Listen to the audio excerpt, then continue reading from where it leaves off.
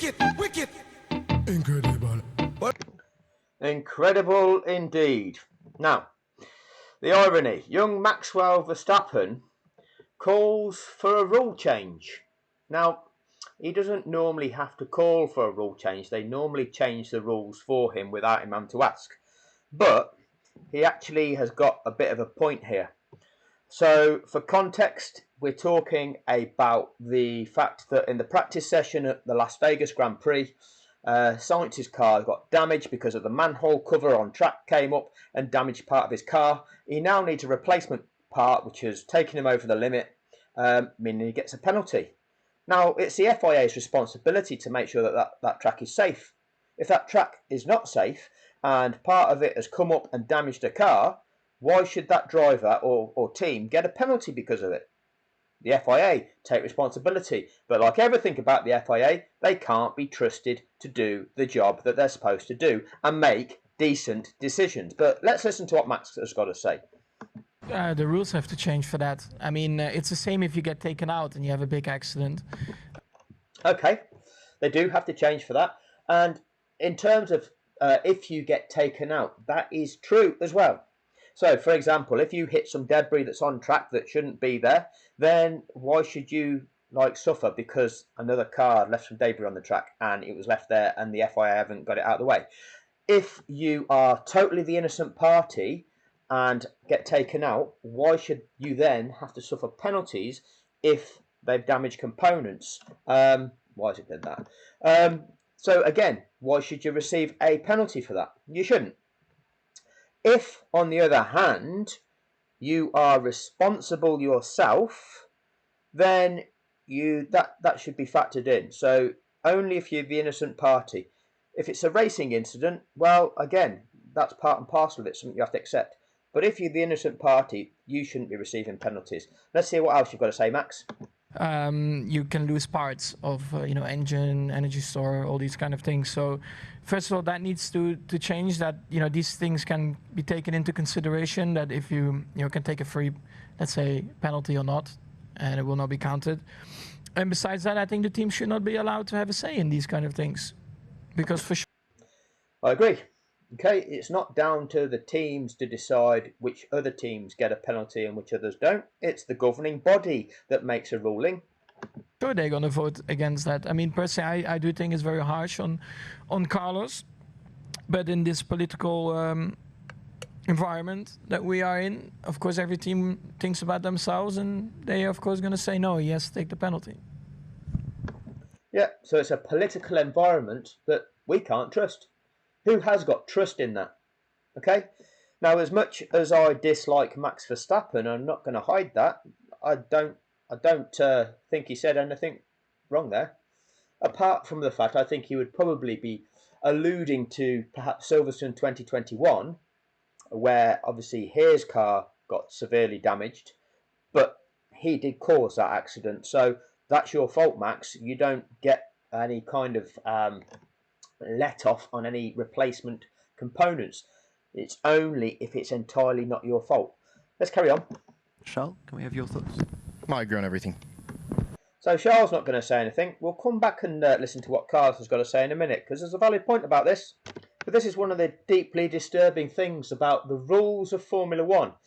If we look at this comment here, where have you read the rules about the safety car and unlopping, etc.? Because everything that I present on this channel is explaining the true purpose of the unlapping procedure for the safety car, which you get lied to about.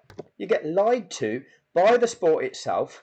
They're presented experts, these talking heads that tell you they're there to educate you about this sport, and this is the sort of shit that they tell you. So 24 hours or so on, what are your thoughts on what happened? Well, it was an incredible few minutes of sport, wasn't it? With a very grave consequences if you were Lewis Hamilton and Mercedes-Benz, and an amazing experience if you were Max Verstappen and Red Bull. Very complex matter. So it was so exciting Very complex. Now, firstly, if you know of any sport and you've got a commentator or expert analysing an event, do they present by saying, oh, it's complex? Or do they just tell you how it is? Wonderful finale to a wonderful Grand Prix season. But then, of course, there's a lot of controversy around it, and it's all a bit uncomfortable and doesn't It's all a bit uncomfortable. Well, explain, please, Martin. shine a particularly good light on Formula One and its processes. Them processes being that they're quite happy to let a drain cover come up on a track that they're responsible for and then penalise a driver for it.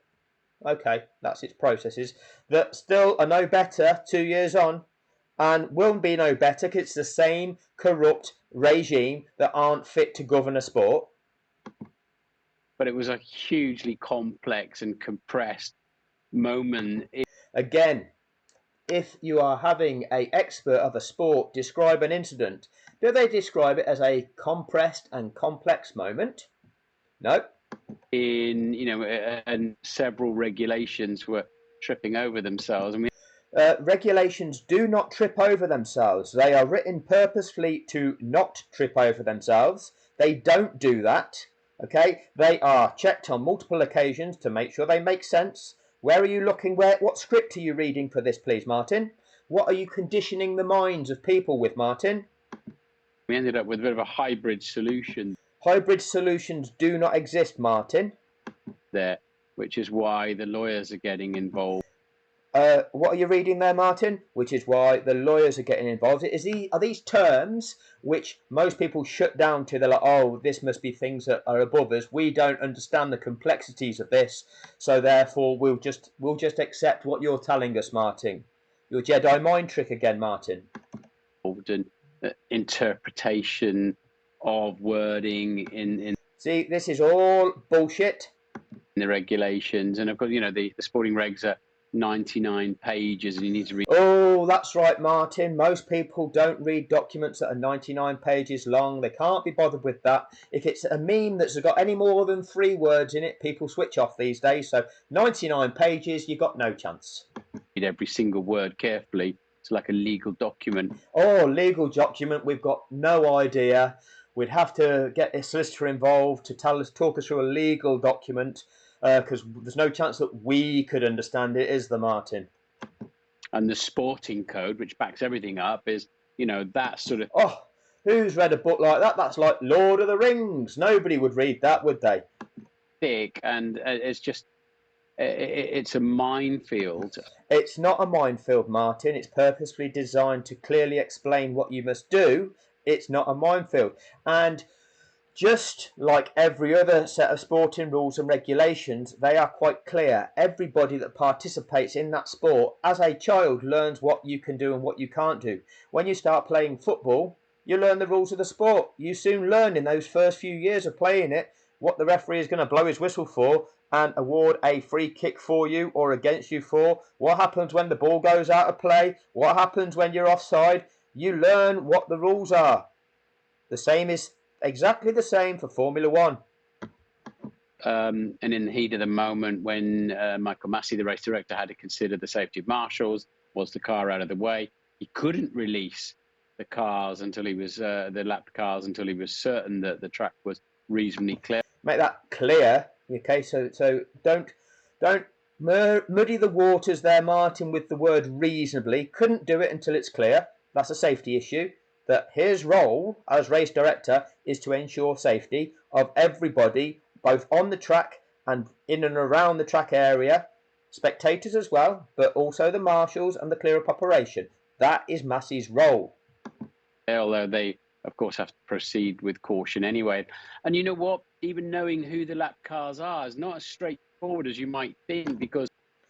I would have thought, you tell us why it's not that straightforward, Martin. I think it's quite straightforward, but you tell us your reason. You get a safety car situation, and some cars pit, and that means they are then lapped, or the leader pits and unlaps some other cars. So it takes a certain amount of time to work out exactly who the lap runners are, where they are. Well, personally, I'd have thought the easiest way of doing it, Martin, was just to look at the data screen that's available to at least 10 people in FIA race control which just looks a little bit like this, if not exactly like this. And when it goes here, you look down the list of drivers that are still running, and it's got in 8th position Norris plus 1 lap. And then Alonso plus 1 lap. And so if we go down that little list, 1, 2, 3, 4, 5, 6, 7, 8 lapped cars. I mean, to me, it's not that difficult, but I can understand, if you struggle with that. But carry on, Martin. They are in the pack, but the fundamental point of that rule is to make sure that they don't get in the way of a great duel towards the end of a Grand Prix, and that's only happened, didn't it? The fundamental purpose of that rule is so that they don't get in the way of a great duel. Is that what you're telling us, Martin? Because I don't think that that's the fundamental purpose. Now let me just check. So when we look at the regulations that tell us exactly what these are, I'm looking for the bit that says the fundamental purpose of these regulations. It just tells us what it is that you do. It doesn't say the fundamental purpose. So what is that purpose? So it just tells us this. It clearly states if the clerk of the course considers it safe to do so, and the message lapped cars may now overtake has been sent to all competitors via the official messaging system, any cars that have been lapped by the leader will be required to pass cars on the lead lap and the safety car. And this will apply to lapped cars that were lapped at the time they crossed the line at the end of the lap, during which they crossed the first safety car line for the second time after the safety car was deployed. Which effectively means that actually once that safety car has gone round a few times, if you dive into the pits for a change of tyres and in the process of doing that you then become lapped, you're not eligible. Okay, but the teams know that, and that would be a silly thing to do, and that's why most teams don't opt to do that. But that would be picked up on the FIA race control data, and therefore that car would not be eligible. Anyway, having overtaken cars on the lead lap and the safety car, these cars should then proceed around the track and at an appropriate speed without overtaking, and make every effort to take up position at the back of the line of cars behind the safety car. Okay, there you go. So, and then at the bottom here, once the last lapped, not at the bottom here, unless the clerk of the course considers the presence of the safety car still necessary, once the last lapped car has passed the leader, the safety car will return to the pits at the end of the following lap. Okay, so that's what the rules and regulations for this sport state. It doesn't say the fundamental purpose of what it's actually achieving. It just says, this is what you do. So what do we do? Do we make up what we think it's for? I mean, in football, surely football would tell us the fundamental purpose of the offside law. Let's have a look. Let's have a look what it says in football. Offside position. So it tells you what constitutes offside and how offside is ruled. Does it tell us the fundamental purpose of it? Which is what? Tell us. I'm sure you all know. It's effectively to rule out the idea of goal hanging, just have your centre forward just sat next to the goalkeeper all game and just hoof a long ball up to him. All right, that's what it really wants to rule out, that style of play, and just introduce a different style of play. So, but does it say that in the rules of the sport? Does it tell you that fundamental purpose? Or could that fundamental purpose be something else? Shall we look to see if Martin's explanation of that fundamental purpose of the unlapping procedure, which is not stated in the regulations because they don't state the fundamental purpose in the regulations, is that the truth? Or is my idea a little bit better? Because we'll use this example of the 2013 German Grand Prix, and we are on lap 26 of 60, and we've got the message at the bottom of the screen here from race control: lapped cars may now overtake, and they've taken all that time to identify that there's one lap car, and that car is number 2, Mark Webber, in a Red Bull. Hopefully I will have some better luck in the next race in Budapest. Hugely disappointing, so sorry. Yep. Now, if you can look here, the name Roman Grosjean. Just above him is this little speck that I'm trying to wave my cursor on. That there is Mark Webber. He is right at the back of the pack of cars. He is the last car, last and lapped. Which of the leaders is he in the way of? And bearing in mind Martin's explanations of the fundamental purpose of releasing those lapped cars is so that they don't get in the way of a duel between the leaders. A duel being just 2 cars, right? So is he in the way of a duel between 2 cars at the moment, being last on track and a lap down? I'll give you the answer. No. Okay, so you will get that one right. So what does Martin now tell us about this? Because you might recognise the voice. I'm surprised Mark Webber's at the back there, and he should be passing the cars. He should be passing everybody else. He's been released to overtake the safety car, and there he goes. He bolts now. He's just got. There he goes, look, there he goes. And that was Martin telling us he was right there at the back and now he's going. But Martin tells us the fundamental purpose of releasing him is so he doesn't get in the way of a duel at the front. What's going on there, Martin? And then Mark Webber ends up finishing 7th in that Grand Prix.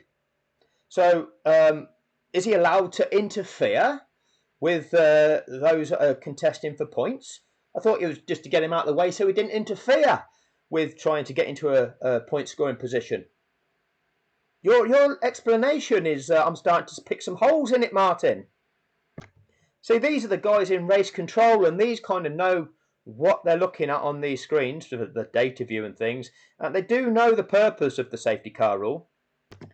And this is how the competitors resume racing after a safety car situation where those lapped cars have been released and after they've been given a lap with which to try to catch the back of the pack, creating a situation where the race order is in the correct order, first down to the last remaining competitor, all in a line with the advantages between each car all neutralised, all back to effectively a restart. And here's the list.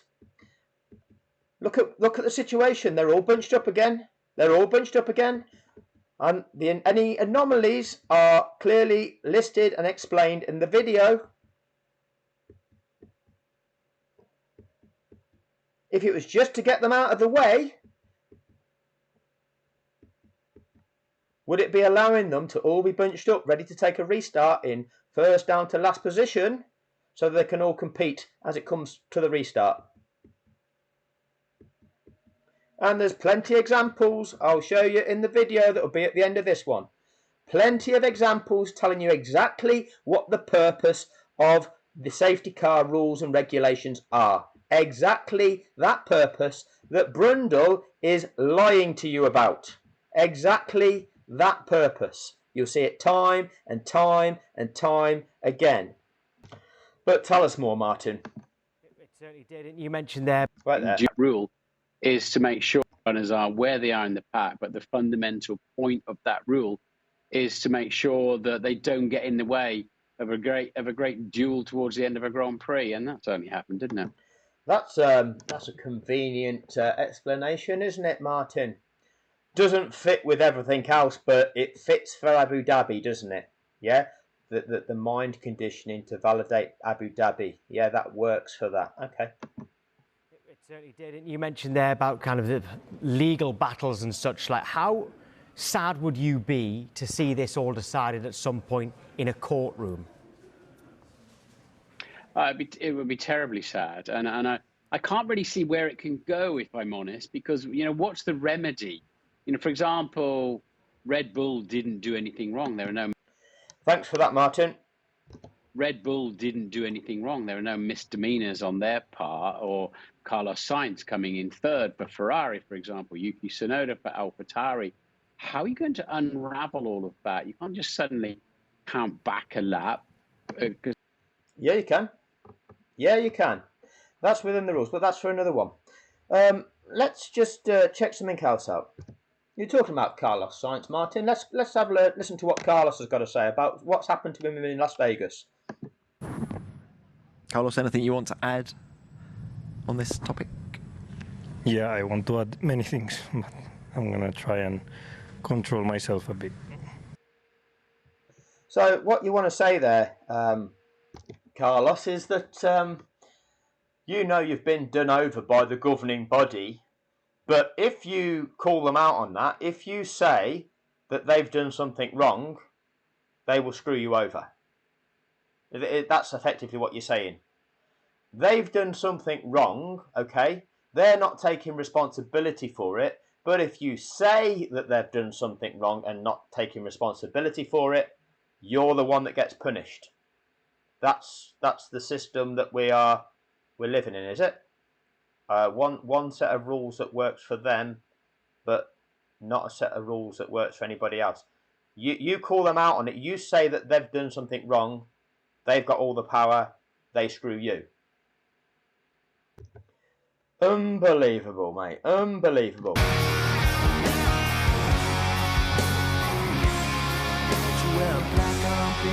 When they shot the man who said peace could last forever. And in my first memories they shot Kennedy. I went numb when I learned to see. So I never fell for Vietnam. We got the wall of deceit to remind us all that you can't trust freedom when it's not in your hands. When everybody's fighting for the promised land.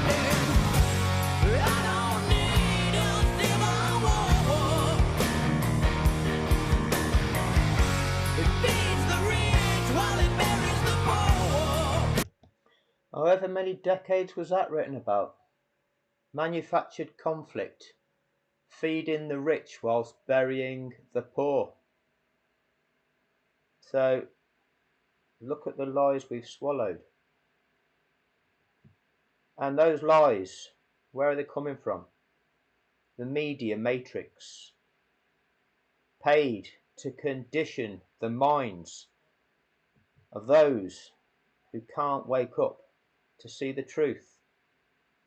Those that are plugged into the matrix, those who haven't got the brain to look past the lies, look past the bullshit that you're being fed, can't assess the evidence for themselves and believe the likes of Martin Brundle feeding them the bullshit through their TV screen, okay? Accepting it, accepting those lies, swallowing them lies. Media, bullshit lies.